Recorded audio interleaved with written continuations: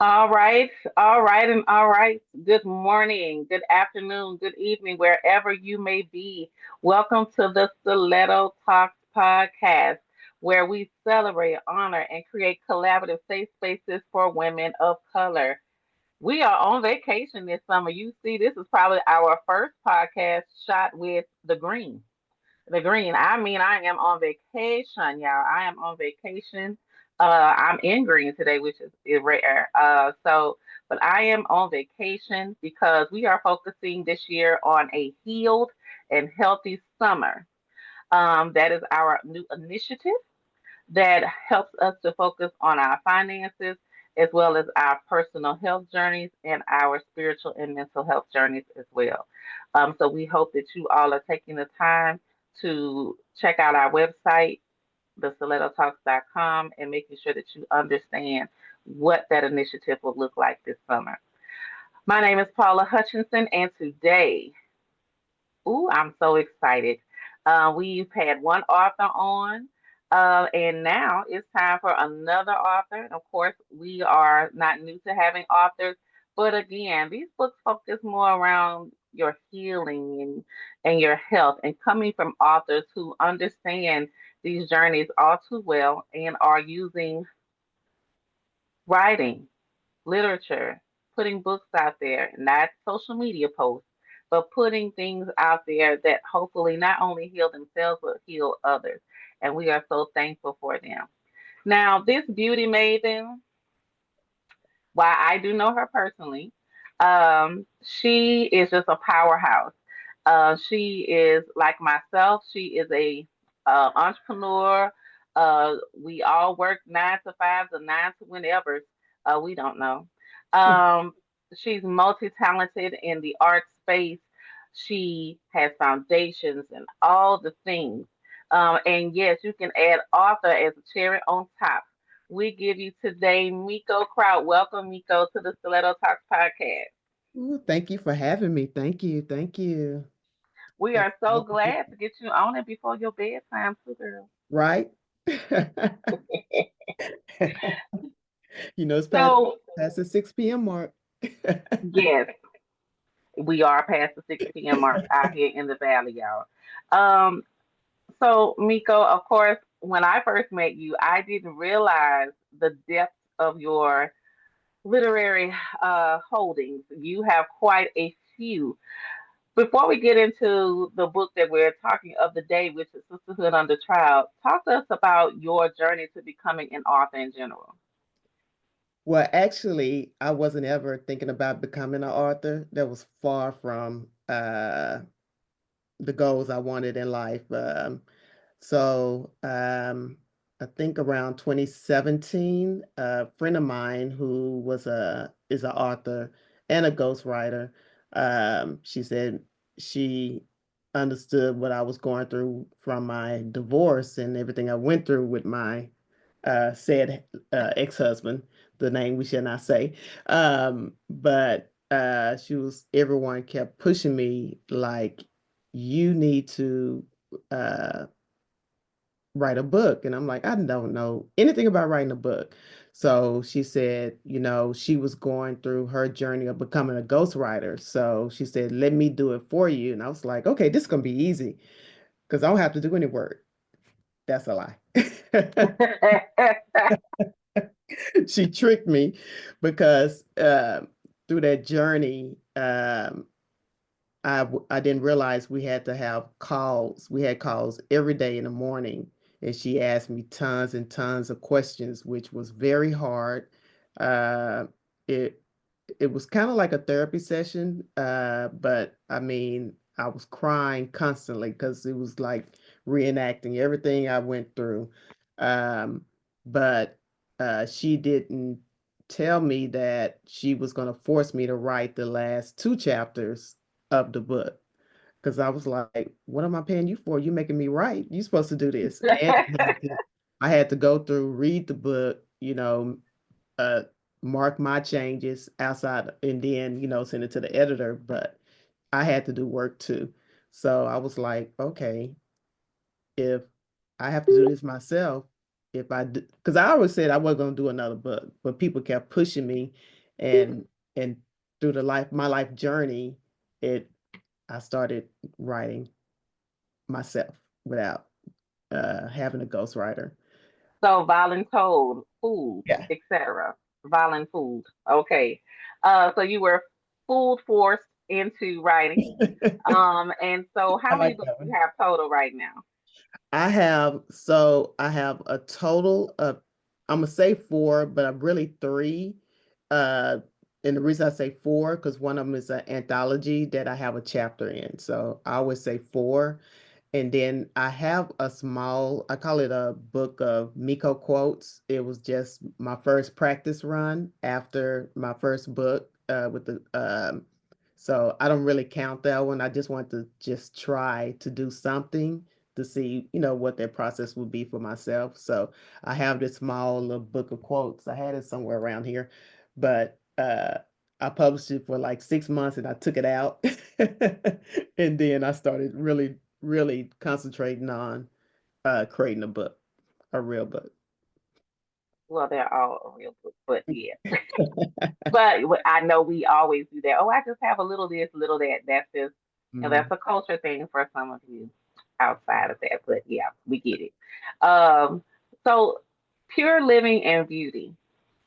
Before we hop into the books as well, because the books are on the site. So talk about how like you don't have a separate site for it. They're on Pure Living and Beauty. So talk to us a little bit about because all of it goes together. Right. So share with us a little bit about Pure Living and Beauty and how the books are a huge part of that movement that you have.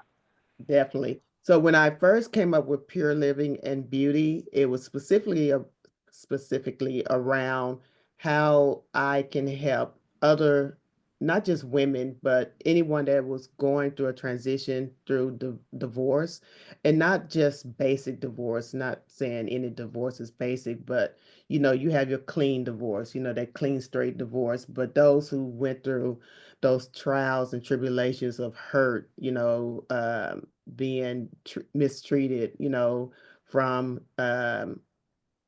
verbal domestic violence, or just being cheated on, whatever, that those trials you went through that really hurt you and put you out there where you have to start living life again. So pure living and beauty is about, the beauty of living life again. How can I help you transition to those next steps in your life? Because, when you're going through those that painful moments of, first deciding you want a divorce, second going through that the the steps of divorce, and then how do you live life again? And it's not living life over, but living life going into your next chapter of life, because we're in that black hole and we just can't see beyond that black hole, but understanding there's a rainbow at the end. And so I created Pure Living. Then it started evolving because during COVID, me transitioning to Arizona, my skin took a big hit, and I was like, Hmm. I'm not used to this. So I decided to start making my own body butters, um, vegan friendly, hydration body butters that's good for your skin and hydrate your skin. So that's where the pure beauty come in. And then my books, like Family Blinded, um, uh, Veil Echoes, is pure living, is, inspiring others um, to review, look back on what I went through. And if you have read Family Blinded, my story is no different from anyone else. It's just different people, different characters, but my story is no different from anyone else who's been cheated on, uh, life as, how I want to put it, uh, pretty basically robbed. But When you go through those moments, uh-huh, they're trauma markers, right? They're right, disruptors, if you will. right. So that's where pure living comes in, and it just shows, what I went through in life, even from um, being abused, not abused, but I was raped in college. And just and then having a father in your life who really wasn't a father in your life is just knowing who he was, but he wasn't there as a father capacity, and even having a stepfather who wasn't in that capacity as a father. So just talking about the journeys I've been through, which a lot of people probably can relate to. So that's where pure living comes from. And just helping others and sharing my story that's no different from anyone else. That was a long I story. love the no, it's not a long story. That's your story. And so the thing that I love, and has been the theme, from many of the authors that have come on under this particular initiative is kind of the same thing, that everybody is taking their trauma or taking something that most people would say, I never want to talk about this again. That's it. And instead, you all are finding ways, you're taking it almost like a journey, like a healing journey. And so thank you for that. We're certainly supportive of you and your healing journey. And I share with people all the time, that's a constant thing. That's a daily thing, because there can I be won't other be things that ashamed of pop your up, story. Yeah, yeah, that trigger you. You're just like, oh, but it's some days you feel like you're back at level one. exactly. Um, but I love the fact that you are creating these movements, these positive movements, and helping women come out of that isolation, and break through sometimes what we feel like maybe just a barrier that we just thought we just could not go through. Like we couldn't get through that. Like that's it. That's the stopping point. And that brings me to Sisterhood Under Trial. All these characters, I'm going to let her talk about, Miko talk about how this came about. But I will say these sisters start out okay, and then they get into A a roller trauma coaster. marker, a point, and something that can be possibly friendship ending. Hmm. In most cases, share with us a little bit about how Sisterhood Under Trial came about. So Sisterhood Under Trial came about sometime around October last year, or probably a little bit before, because I was going through situations even before, I would say during COVID, where, we all went through our own journeys during COVID because, we was all in this unusual um, situation where we all pretty much locked in. And everybody's journey is from being in a household full of people or being in a Hmm. household just by yourself. And I know for me, I selfishly, being in a house by myself was in this mode because of, you know everyone knows that I suffer from depression. So being in this mode, the depression, anxiety all kicks in. Like nobody cares about me. Nobody's calling. Where are my friends at? Where's someone at? But not realizing, everybody having issues. It's just not me, because we're in a place where we don't understand what's going on. But, coming out of it where you think certain people are truly your friends and they just, because I have a particular friend. We're similar where we shut down when we're going through things. But, we come back out and then start connecting with others. But this one person just shut everybody down, and it happened for some years. And I'm like, okay, wait a minute. I thought we was just really close. And then when you circle back around and you expect everybody to be that same buddy, it doesn't work like that. So, I started looking at friendships. I've always been hard on friendships because, I've been in a mode I've never trusted people. And that just came from, the issues I had with, having two fathers when the two fathers wasn't fathers. So I didn't really have, still don't sometimes have trust in people. And I don't believe what most people say, even if they're saying the truth. But uh, just circling back around with, what does those friendships and those sisterhoods look like, um, with each individual person, I say. But, being in different organizations and hanging out with different people, we always talk about sisterhood. We always posting about sisterhood. And my other half, uh, I, I jokingly say, but he always say, us as Black women are fraudulent, because we always holler about sisterhood, and we always talk about we have this sisterhood, or somebody ain't doing the right sisterhood. But we fraudulent because we one minute holler sisterhood, and next minute trying to break off and talking about, well, I'm breaking off and moving on from this person, or we don't give a person a opportunity, or God blocked it. we Hmm. talking behind each other's back. And he said we as Black women, and I say, other race women do it. He said, I ain't talking about them, I don't care about them, I'm talking about Black women, because I'm Black and I'm talking about Black women. So, it made me think about, okay, sisterhood, and think about, okay, if we're in court today, what would the judge say if he really evaluate, and we up on the stands talking about, so sisterhood under trial is really talking about what does sisterhood really mean to each other. And I always tell friends, people, if we're really truly sisters, we just can't I can't uphold Paula to a certain standard without even discussing with her what I expect of her as a sister. And even if I Hmm. expect that of her as a sister, doesn't mean she agreed to that. We can't put our standards on somebody else. That's not fair. And if we're truly friends, or we truly sisters, just like if you and your husband are having issues, okay, if that sisterhood is really important, and it's nothing wrong with two sisters getting counseling, the men relationships.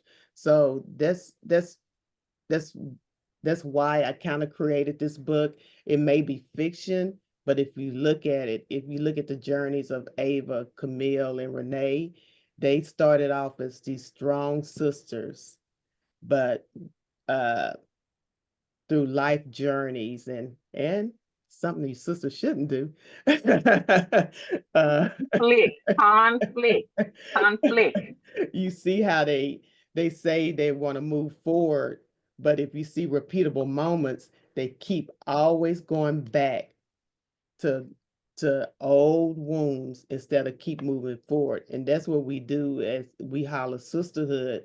We say we healed and we're moving forward, but we always bring up that old stuff over and over. So it's like we keep putting ourselves on trial and being judge and jury, but we're not being godly. And we always quick to do a quote, but we're not being godly and moving forward, because first, because at once I complete the journey of these series, my end result is, what would God, when I look in the mirror, uh, would God would God tell me, well done? Ooh, that's deep. And you brought up a couple of things because historically, where we keep score. We say we don't, but we keep score, right?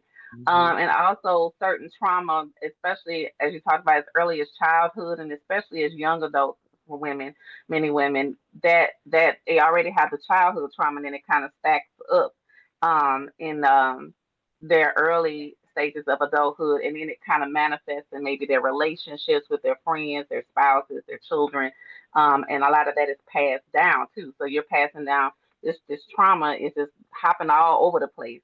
And like you also brought up that just because someone you have a certain standard for someone doesn't mean they gotta uphold that, because they may not even be aware that you expect that from them, because that's probably something that's not communicated, because we're known to test too. We want to see how you do, and see if we can really trust you. And And not understanding that some people are fallible, and we're all fallible. mhm, But some people are more prone to fall into certain things, other because maybe nobody's ever called them out. Maybe they don't know how to navigate something. And some, that's just them. And so you have to decide on, Is this still someone that you can stay connected to, or is this someone that you've had the time of your life with that you just won't ever see again? Right. So this talks about your character development because your characters are so complex. And when you read your book, you can see the development of everybody.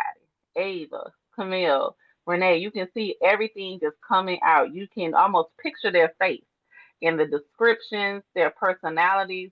And I would even say you start to mimic, like imitate a voice to them. Like you can hear how they may sound, which is very descriptive for especially when you think about a series, because as you stated, it's going to be a series. And so at some point, they're going to probably go through something else, or something else is going to challenge them, I'm sure, at some point.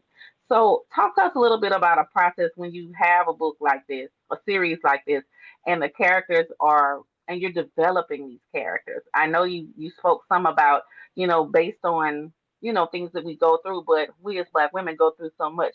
So, how did you kind of isolate some markers and give them all their own personal feel? Because they are three separate people. They are exactly three separate people. One thing I've learned when I was even developing my first book, um, my friend is a ghostwriter. She gave me this form on developing characters, um, and we was trying to when like in Family Blinded, we was trying to develop the characters for Family Blinded, but I didn't realize how deep it was. So I I I tried to bring up that form again and try to write out the characters, what their names gonna be, are they relatable names, how would they look, what is their personalities, what their voice is. And so I was just flipping on the TV, looking through books, looking on social media, and just trying to come up with names. And something about Ava just picked, just just came to me. And to be honest, Paula, some of that stuff I just dreamed of. You'd be asleep and I freak out my other half because I jump up in the middle of the night like, oh, that's it. And then I'll put it in my phone because I'm not getting out of bed. But I wanted to make sure that they're relatable characters, and that they're not only relatable, but they're relatable to us as Black women or us in our community. And but it was really hard because you never know if the characters will transition to an audience that people really can relate to. So I tried to just take on character, give them a feel of me. Because if you look at it, Hmm. every one of them have a feel of me. Um, and then even just people, I hang out with, coworkers. I just tried to take something from everybody and just put them Hmm. into all the characters. Because if you notice, Ava is a boutique owner. I like fashion, so I had to bring some of that in. Um, New York, used to be the mecca of fashion, so I wanted to put it in there because I wanted them to be young women that's in a city that's thriving, multi-diverse. Camille and Renee, where they're business women, just being in part of NCBW, I was looking at, okay, we got women who are business women professionals. So I wanted to make sure all three of them are professional in their own rights, but Ava and Camille are powerhouses. Not saying Ava's not, because Ava's a powerhouse, but she's on that fashion side, that boutique. So I was just trying to bring everything around me in this world today and make sure, they are in the characters that I wanted to share with my audience. I love that. I think that because they're truly, when you write as a child, they'll say the three little pigs, and they'll, maybe describe like a couple things about them, and you just know they're different. But you really took the time to put personalities to them. And so I'm just going to have a natural assumption that you have some authors that you like. So what are some of your literary influences? What do you think some of the authors or an author that has influenced So it's funny. So I have my standard. You know, everybody loves some Maya Angelou. Angelou. Angelo. I never say her name right because you know I don't say names right, period. Terry, because you know I grew up reading Terry. Uh, Hmm. you know, I think her some of her books was kind of my first books outside of school stuff that are, you know, for fun reading. That was one of my fun reading. But my all-time favorite is Jane Austen. I am Pride and Prejudice was the first book I really, really fell in love with. And people are very shocked because it's not a black book or whatever. But Pride and Prejudice is one of my all-time favorite books because Elizabeth Bennet in Pride and Prejudice, if you if everyone has read Pride and Prejudice, I just love how strong she was and how she didn't want to be like her sisters or her mom, where you know the first thing is marrying someone rich so they can get their dowry, you know, and have money. But Jane, Hmm. I mean Elizabeth didn't want to go that route, even though she did fall in love at the end, but she went against the grain, and I just fell in love with, you know, that whole story around her sisters and her family, but how strong she was. But I love, you know, most a lot of books of Jane Austen. That's awesome. And I also tell people expand your mind too. Like I love Zora Neale Hurston. Of course, we all love Maya Angelou, like you said, but I am really a fan of just the rawness of Zora Neale Hurston. She's just a very raw writer. She was ahead of her time, so often highly misunderstood. And Mhm. then I like Lovey. Lovey is petty. You know, the way she currently strings words together, it's just like she's Not reading you, Eddie. but she's also challenging you. And so Lovey Jai Jones is definitely someone that I really love her style right now. But again, an author that we just had on recently stated that we're going back to this realness and this rawness. But I also would argue that we've never really left. We've just found another way to put it Express. out there. But I think now it's circled back around to I said what I said. Mhm. The more that we are challenged in some of these narratives, the more we're pushing back. Exactly. And you know, and not, you know, we call out big authors, but it's so many self-published authors that are so good and unrecognized. And I challenge a lot of people to just go out there and research on these self-published small authors because number one, they need the love, but number two, their work is just as great as these big name ones. Yep, and I can think of two off the top of my head: Lorna Lewis and LaJill Hunt. Lauren Um, Lorna Lewis is really if you go social media, she's out there everywhere now, publicizing her books and different locations. So yeah. yep, I know Lorna well, so it is Ah, always good. Yeah, well, we're same area, so it's always great to see. Um, that one thing about women that function in certain spaces, although you're everywhere, somebody knows you. As you said, somebody knows you. And I oh, know Lorna, just for example, just dropped a new book. So the way she did it this time, just a lot of support. And also that brings me back to you. So the way you launched Sisterhood Under Trial was probably a little bit different than the way you had launched previously. You had a focus group and then you had an event. Now I'm going to talk a little bit about this event because I was in attendance slash comedian at the event. These little cards with all of the different characters. So if someone hadn't read the book, they could be included in the conversation. The engagement of the audience, wanting to know more about the book, not just talking about, oh girl, where you got your shoes from, we can kind of disengage, but engaged in the conversation about the book. You celebrating yourself when we hit the door. Author Meko Krout is at the door. The signage is at the door. Male support as well. And then you found the cutest coffee shop, and of course we know her too. yeah. And we're learning as spread out as Arizona is, it's still just a big little town because Mhm. everybody's kind of everywhere. But when you operate in certain spaces, it's only just a few in those spaces.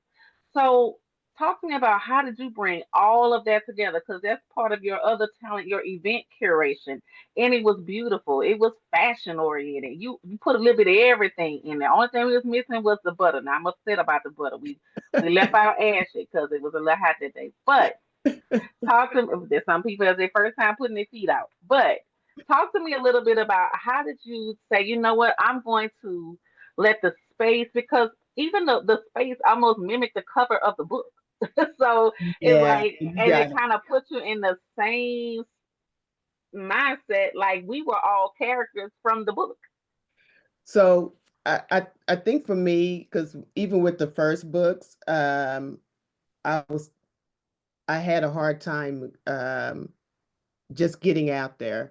Um, because if you notice, small authors have a hard time, just getting their work out there. So this time I wanted to be more intentional, and that meant for me to sit down and just really think through how to uh, how to publicize and make sure the book is, up to par to me. So when I started writing the book, I said, okay, I want some beta readers.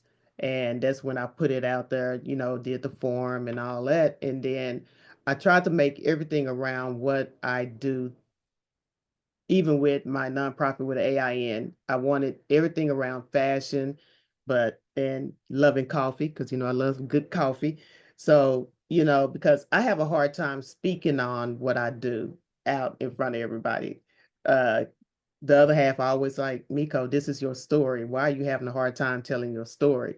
So I wanted to make it in a space where I'm comfortable and relax, where I can, speak on what I do. It's not that I don't know what I'm creating or don't know how to speak on it, but I just get in this nervous capacity where my brain and mouth don't connect. So You're multi-talented and multifaceted, and you're actively involved in all of it. So it's more than just a lot of times people have a mental. pitch, like a one sentence Yeah, spiel about what they do. right. That's kind of hard to do when you're operating, kind of like a Mhm. Tabitha Brown, if you will. We know she's in all kinds of spaces, so that can be difficult. Now, when you say Tabitha Brown, we know this, but that comes from her constantly holding space for everything. So you held space for all of it. I can tell you held it down at your event. You could feel the energy of the fashion, the colors. The venue was almost the same colors as Yes. the colors And I of the did that, book. right. I did that intentionally because if you look in the book, it's around coffee shops or wine spots. And what better places that people like to meet up at? A coffee shop or a wine spot. Mine is coffee shop. So I wanted to bring in an element of a location that meets the book and the grind. It And shouts out to Nick. I mean, everything was just so cute. phenomenal. We low key had to get kicked out a little bit, low key. Um, but I love the fact that you came up with the idea of the cards. Mhm. Um, and again, this goes back to, like you said, you've done more than one book. You've had more than one writing experience. And so you're just taking and stacking on top of that. Also, your background knowledge of all the things that encompass Meko Krout. And so, what I would ask is, what's the best advice you can give to someone, especially someone who is like you, multifaceted, may not necessarily, because some people think that I don't need to talk about everything that I do, but more often than not, you do need to talk about everything that you do, so that way you And can widen the net and appeal to more people. So what would be your advice to them, especially from someone who's living this experience? Because sometimes people say this stuff as a coach or something, but they're not living that experience. They're very, very blind, like going down one path. In your case, you're more of a circle, and you have this full blown community of people that support you in all facets. Because we love the butter, we love the books, we love the fashion, we love everything that you do, and that's what also attracted us to the book. So what would be your advice? I give advice. My best friend just told me when we was on vacation, she because I told her I wanted to stop doing the body butters or do a different route. And I said, well, people keep telling me you better not. And she said, do what's best for you because they don't have to come in and put in the work. So I tell everyone because I'm still growing, even though I'll be 55 coming up in 2 months. Um, I'm still, I think for me, I'm still mentally maturing in terms of still learning who I am because from what I went through with my marriage and my childhood, I still feel like a child sometimes, still trying to become an adult. I'm adult when it comes to working and paying bills, but mentally, I think I'm still trying to become adult. So for Mm-hmm. me, I'm still growing and maturing. And but when it comes to creating things, I no longer listen to people. If I want to create something, I'm going to do it. And I in the last few weeks, I was working in a space where everything had to be perfect. Nothing has to be perfect.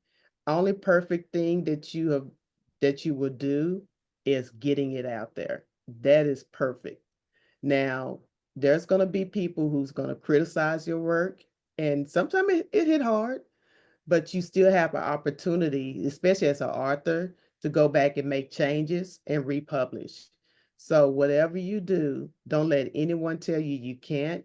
Because people told me you can't write a book, or people told me AIN is not going to work.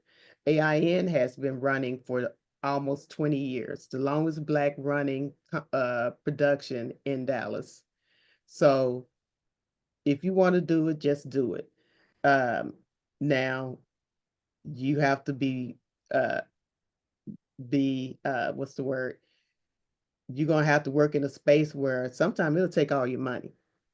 But if you really want to do it and do things in phases, it doesn't have to be like a all out big production, but do it in phases, but never let someone tell you you can't.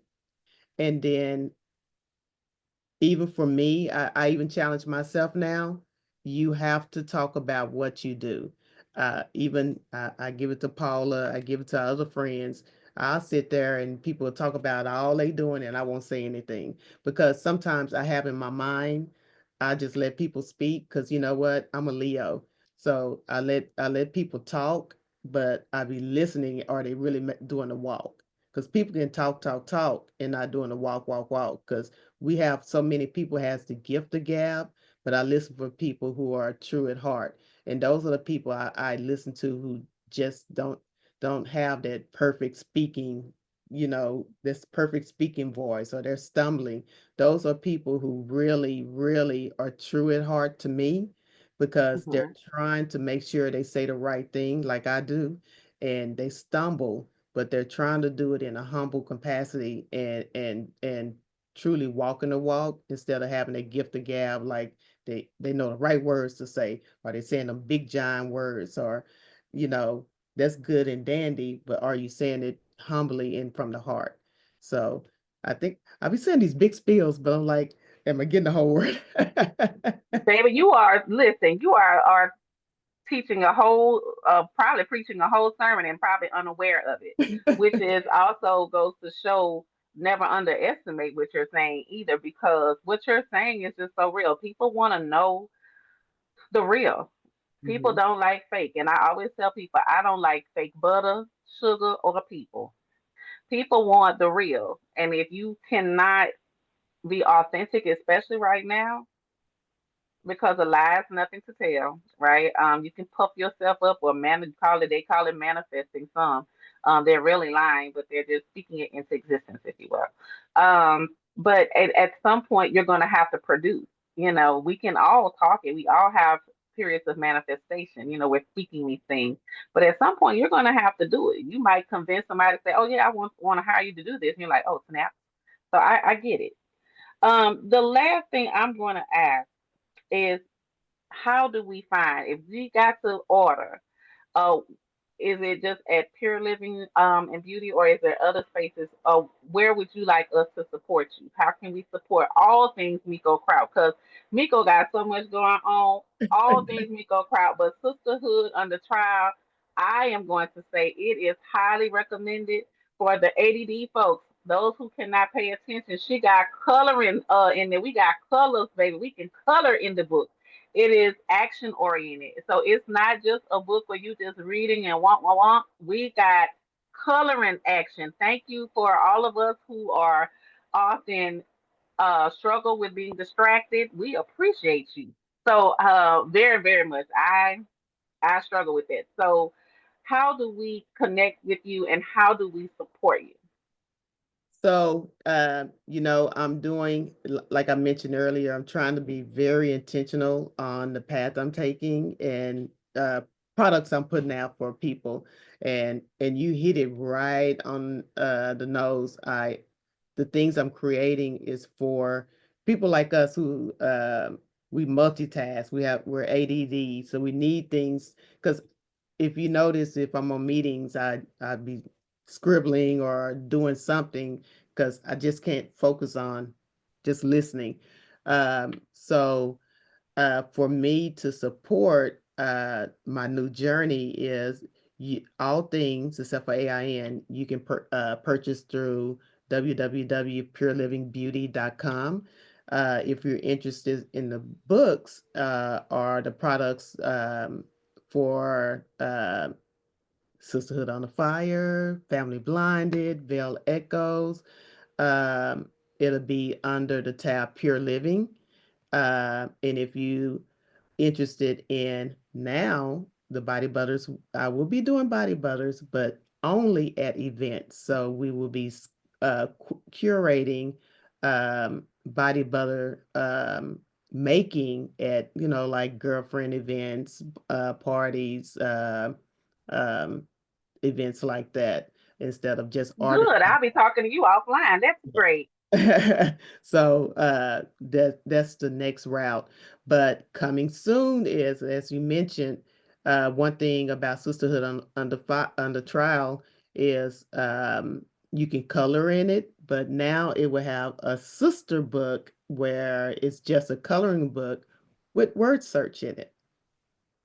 So you can color and do word search also in We it. gonna be fancy. Yes, Uh-huh. baby. Team ADD. For Yeah. those of you who don't know, that is attention deficit disorder. Most of us who struggle with this probably didn't know that. We were probably labeled as bad little girls, and then found out later in life that, oh, that's why we can't pay attention and why we may struggle. And of course, with us wearing many hats, it just kind of goes into overload. So thank you for speaking to our senses and allowing us space to calm down some of that anxiety.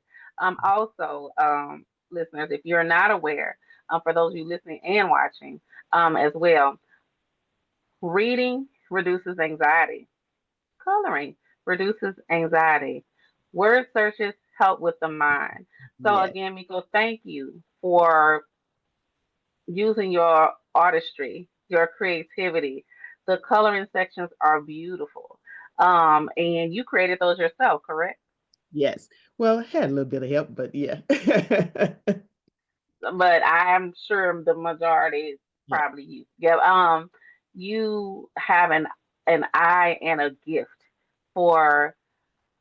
First of all, you take ownership of your own journey, which is so awesome. And I know that sometimes our self destruction can come from trying to hide it, or we think people are going to weaponize it against us. So the key to confusion often is confrontation. You have it out there so nobody can hold it against you.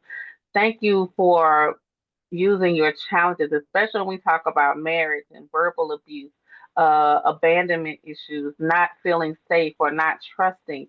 These are very historical and very current activities that more and more women are either starting to remember or currently experiencing or know of someone has experienced and they're supporting that person through it. Thank you for giving them something that can create connections, something that's positive to get away. You don't have to do a social media post and tell all of your personal business.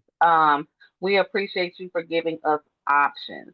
And in those options, what we hope is that our listeners and those that are watching can come up with just more positive ways as we focus more on a healed and healthy summer. And we appreciate you for taking the time out and saying, you know what, while it may be painful for me, I'm going to use this as a way to heal and not just doing it while you're still bleeding, but doing it as a way to heal not only yourself, but others. And so, thank you for being transparent enough for us to see that. We appreciate you. Thank you. All right, folks. Again, if you want to support Miko, we will make sure that we have it on our website. We will also have it on our social media pages. Please do yourself a favor. Sisterhood Under Trial is one of many books that is on there. That is her most recent gifting to us. And I tell you what, in the coloring pages, I'm gonna have to bring you my book so you can see my progress. I want to see your Um, color. see my coloring skills a little bit. But again, this is just a great way. Another way, if you've never experienced reading with the opportunity to color, to kind of maybe disconnect or process everything that you just read, this is a great way for you to get started. It's an easy read. It's not words where you got to try to where you need a thesaurus to kind of figure it out. And again, it is worth the read. I was a beta reader and I was very interested in all of these folks, Ava, Camille, and Renee, Honey, Beta Child, Sugarfoot. I can't wait for you to see how all this turned out. But again, thank you, Miko. Thank you to all of our supporters with the Stiletto Talks podcast. We are pretty much anywhere where podcasts are, from Amazon to iTunes, Apple Podcasts, Stitcher, all the places. And that's all because of you. So thank you all so much.